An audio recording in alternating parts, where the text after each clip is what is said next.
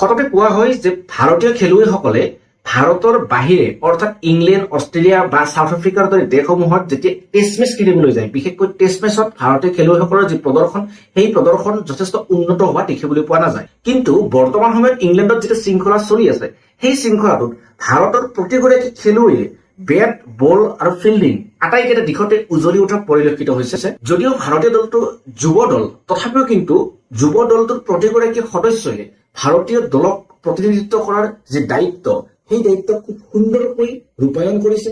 তেওঁলোকে সেই দায়িত্ব সম্পূৰ্ণৰূপে নিৰ্বাহন কৰিছে। ভাৰতীয় ক্ৰিকেটাৰসকলৰ প্ৰদৰ্শন বেয়া হোৱা বুলি বিশেষকৈ ইংলেণ্ড বা অষ্ট্ৰেলিয়াৰ যি ভূমি আছে, সেই ভূমিত গৈ ভাৰতীয় ক্ৰিকেটাৰসকলে ভাল খেলিব নোৱাৰা বুলি যি অপবাদ আছে, সেই অপবাদৰ যি উচিত প্ৰত্যুত্তৰ আকাশদ্বীপৰ এই প্ৰদৰ্শনে কিন্তু তাৰ সুন্দৰ প্ৰত্যুত্তৰ দিয়া বুলি আমি ক'ব পাৰোঁ। বিভিন্ন প্ৰত্যাহ্বান নেওচি জীৱন যুঁজত বিজয়ীসকলে আগবাঢ়ি যোৱা আকাশদ্বীপে আৰোহণ কৰক সফলতাৰ শিখৰত।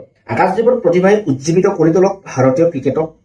ক্ৰিকেট জগতৰ অনুৰাগীসকলৰ সমান্তৰালকৈ আমিও আকাশদ্বীপলৈ জ্ঞাপন কৰিছো অফুৰন্ত মৰম আৰু শুভেচ্ছা।